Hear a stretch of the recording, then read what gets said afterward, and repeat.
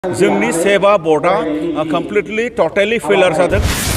दुलाराय बर' फरायसा आफादनिफ्राय गोख्रों रावजों जोङो सेबा लोगोसे एजुकेशन डिपार्टमेन्ट आरो एग्जामिनेशन कन्ट्रलार बिथांमोनखौ जोङो सोंखारियो।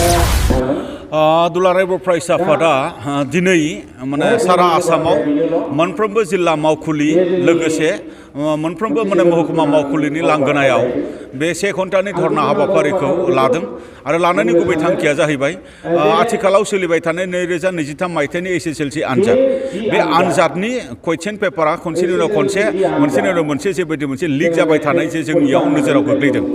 प्रथम एग्जाम माने इंलिश बे इंलिशआवबो मोनसे सेन्टारनिया लिक जानाय आरो लिक जानायनि थाखाय माने बै सेन्टाराव एग्जामा जाफिननांगौ बेबायदि जोंनियाव नोजोराव गोग्लैदों। दा बियो मानो जाबाय थादों लोगोसे मैथमेटिक्सआवबो जायगा जायगा बेबायदि माखासे कन्ट्रोभार्सियेल थांबाय आरो दिनै जेनेरेल साइन्स मोनसे एग्जाम जानो गोनांमोन बे जेनेरेल साइन्सनि कुइसन पेपाराबो लिक जादों आरो लिक जानायनि माने थाखायनो दिनै एडुकेशन डिपार्टमेन्ट सेबा मानेफ्राय फोसावबाय जे दिनैनि माने एग्जामखौ केन्सेल खालामनाय जाबाय। थारैनो बेफोरबायदि जाथाया जोंनि थाखाय खुब दुखुनांथाव आरो बे जाथाया जानो मानो मोनबाय थादों। दा बेखौ जोङो सोंखारिनानै दुलाराय बर' फरायसा आफादा गोख्रों रावजों जोङो दिनैनि नैबे धरनानि गेजेरजों बेखौनो बुंनो नागिरदों जे जोंनि सेबा बर्डआ कमप्लिटलि टटेलि फेलार जादों लोगोसे एडुकेशन डिपार्टमेन्टआ फेलार जादों।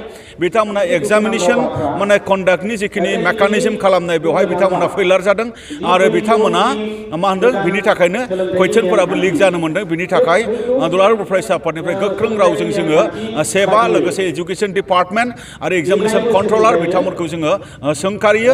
लोगोसे जोङो जिहेतु माने एडुकेशन डिपार्टमेन्ट सेबा बिथांमोना फेलार जाबाय बे आनजादखौ होनांगौनि बेलायाव बेवहाय चिफ मिनिस्टारनि इन्टारफेरेन्स जोंनो नांगौ आरो चिफ मिनिस्टारनि माने हस्तक्षेप जोंनो नांगौ आरो चिफ मिनिस्टारा बेवहाय मोनसे तदन्त बहायनायनि गेजेरजों सोर बेवहाय इनभल्भ दं सोर बेवहाय माने दायनिगिरि हिसाबै जुरित दङ बै दायनिगिरिखौ मोनसे इनभेस्टिगेशननि गेजेरजों माने हमनानै गोख्रों माने साजा होनांगौ जोङो बे बाथ्राखौ जोङो लुबैदों।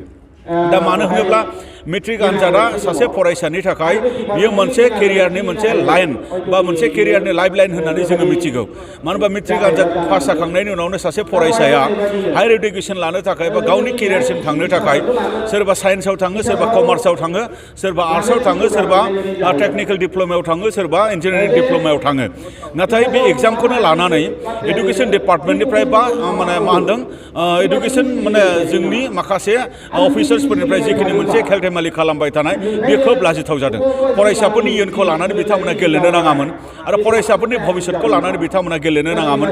बेनि थाखायनो दुलाराय बर' फरायसा आफादनिफ्राय जोङो बुंदों जे बिथांमोना फैबाय थानाय समाव जेन बेबायदि खुनु फरिखानि एग्जामनि कुइसन पेपारा माने लिक जानो मोना बेनि थाखाय प्रपार मेकानिजम खालामनांगौ आरो एग्जामिनेशना फ्रि एन्ड फेयार जेन जायो बेनि थाखाय प्रपार मोनसे मेकानिजम खालामनांगौ आरो जे जोंनि फरायसाफ्रा खुनु बेवहाय माने भिक्टिम जानो मोननाय नङा आरो फरायसाफोरनि गोसोआ बायनो मोननाय नङा फरायसाफोरनि साइकोलजिकेल बियो मोनसे जेबो हेम्पार जानो मोननाय नङा।